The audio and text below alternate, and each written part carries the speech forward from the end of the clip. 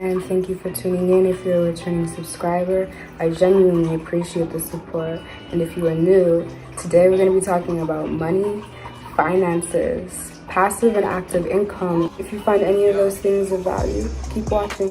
The I is the letter sequence in which the cash flow quadrant flows in. E stands for employed. S stands for self-employed. B stands for business owner.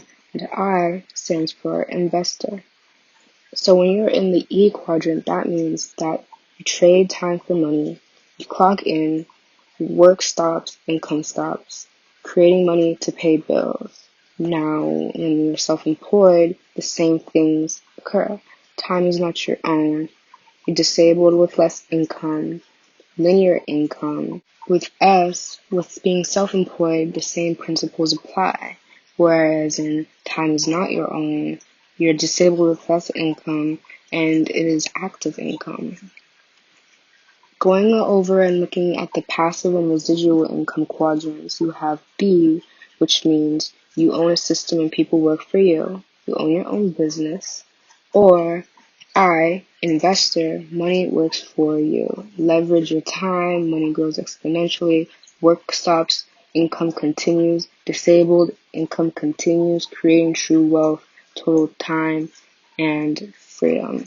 And as we continue to look in the slides here, when you do work for somebody else, you're making someone else's dreams come true. You want to make your own dreams come true. You want to be able to have more freedom. You don't want to clock in and clock out. You do not want to be dependent upon the next check to be who you are. As we move into the very last slide, we're looking at what your life will be. You will be your own boss, generate income consistently, invest that income into creating generational wealth.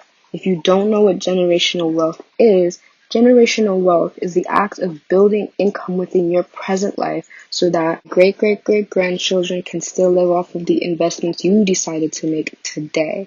That is why it is so important to really get to know yourself and invest wisely. This way, when you are in a place in which you maybe decide you want to share that, you will be able to correctly and informatively do so in a way to you are inherently protecting your offspring and creating financial literacy within your household.